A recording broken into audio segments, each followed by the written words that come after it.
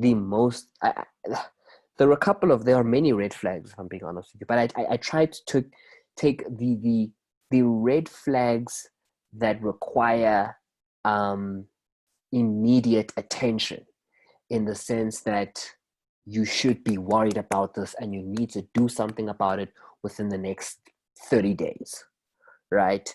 And these are the red flags. There's obviously levels, like some red flags, yeah, they imply that you need to address this, but it doesn't need to be addressed right now. I took the most important red flags. Like, guys, if you're having these red flags, I would say email me or not email me, or book for a consultation, or alternatively, yeah. So if you're having any of these red flags, or you see any of these red flags, then you can email me and we can set up an online consultation, and then we can see, do we send you to the farm do you send it to Mlamabonyo for a cleansing? Do I send you to that person for this, or do I detail what ritual needs to be done, right? There's something in the chat box here. Okay, I'm going to answer that question now. Thank you very much, Petunia. I'm going to answer your questions now, guys. Thank you very much. I am willing to go over. I usually give about an hour, but I am willing to go over by about 5 or 10 minutes, because I understand it's quite an important topic. Dirty or unclear water, guys, is number one. This is red flag number one, guys. If you are in, you are swimming in, you are bathing in, you are drinking, or alternatively in your house, there is dirty water, that is an indication of ukungcola and impurity, right? And it also can indicate isinyama esikhona that needs to be cleansed and removed. Okay, that's red flag number one. Dirty water is a big no-no. If you are seeing water, guys, water must be clear. It must be absolutely clear, guys. You do not want any dirty water. You want no dirty water in your house. All the water must be crystal clear. Crystal clear. Okay? And that indicates that spiritually you are clean and pure. Second, number two, guys, when the deceased, especially if the deceased is your spiritual advocate, right? If you see them in a dream, you are speaking to them, and then by a flat tail, they turn their back on you. That's a big red flag. You never want, and it's when you're in the living room, guys, when umuntu turns their back on you, guys, it's a red flag, right? It means that person is no longer with you or on your side. You need to address that. That means there's a problem with either two things, right? It either means that the way you're living your life, they are not happy with something that you're doing, or two, before they went away, there was a problem with your relationship. There was something that you needed to correct between you and them. There was an issue with your relationship. You never want the dead to be turning their back on you. What you want, guys, every single person in your dream, right, you must see their face. They must speak to you. You should be able to hear them, okay? And you should be able to have an exchange with them. That is what you want in your dream. If there is somebody in your dream whose face you cannot see, whose words you cannot hear, or who's simply not speaking to you but looking at you, that is a red flag. Everybody in the ancestral realm should be doing what they would do if they were in the living realm. Because in the living realm, when people see you, they greet you, they speak to you, you can see them, you know, that kind of relationship and exchange, that kind of interaction must still take place in their living realm. So depending on the lack of interaction, so if you can't see their face, that's a problem. If you can't hear them, that's a problem. If you can't speak to them, right, then that's also a problem. Okay.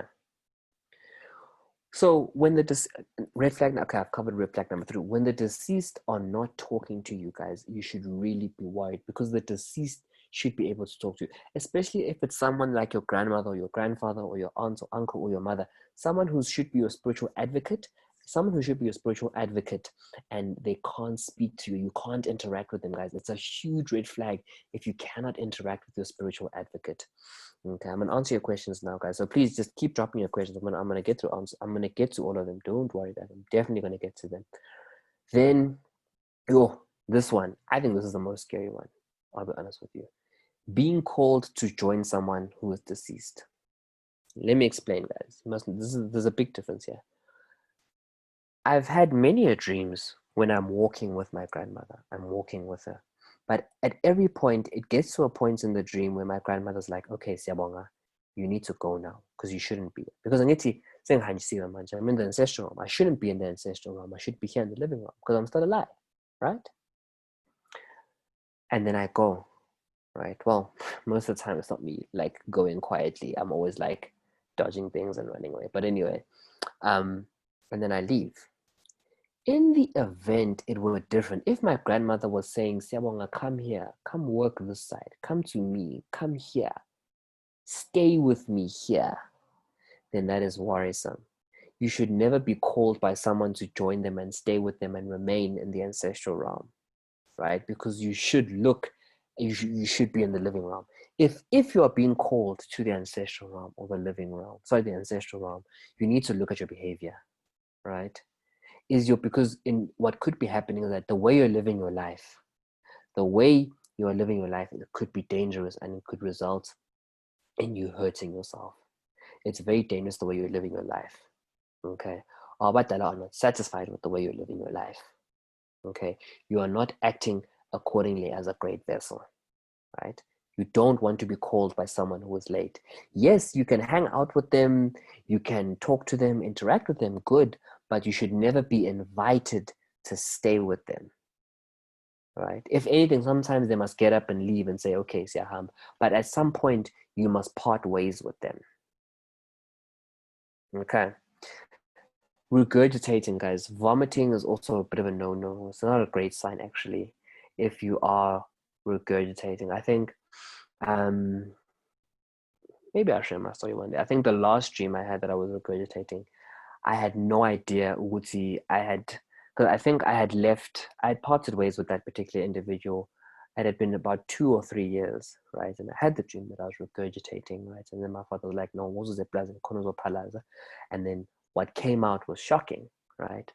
Only for me to realize, and this is the thing with like interactions, relationships, and whatnot, guys. Is it sometimes the things that you correct, you only find out 5 years after the encounter with that particular person, because there is something that is in you that is dirty that needs to come out and needs to be removed, right? If you're dreaming that you're regurgitating, you actually need to go and do that. And get whatever needs to come out. Okay. And then, intercourse, guys. Intercourse with human beings is not necessarily ischitho. Wonke umuntu likes to say, if you're having a dream, you're sleeping with someone, no, ischitho. I think the words that I hear abundantly all the time, ischitho, umeqo, what else? Yeah, ischitho and umeqo. Ischitho is probably the biggest one, right? Having dreams of interacting with someone is not necessarily always ischitho, guys. Right? You need the context of the relationship between yourselves and that person for you to look at Leso and analyze that dream of you having intercourse with someone. The one that is a red flag is intercourse with an animal, right?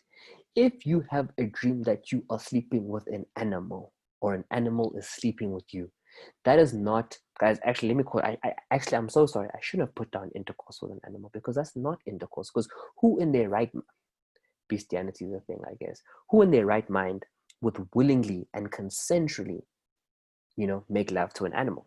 So one could call it rape. If you feel like you're being raped by an animal, guys, right? Bestiality, okay? That is a big red flag. And then I would say, Yazin, that perhaps you need to go consult. Okay, that is a big red flag. Intercourse animals, big red flag.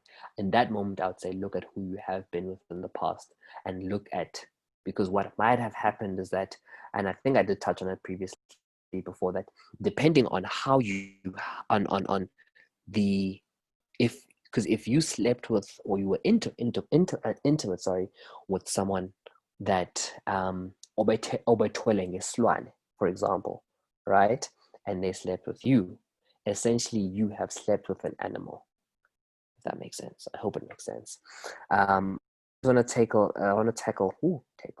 English. I want to tackle a couple of questions, quite a few questions here. Okay, we're going to go from Zanelle's question here. What about people who used to be friends? Okay, we've dealt with that one. If you dream a parent who is dead in the dream, that person is dying again. Petrina, can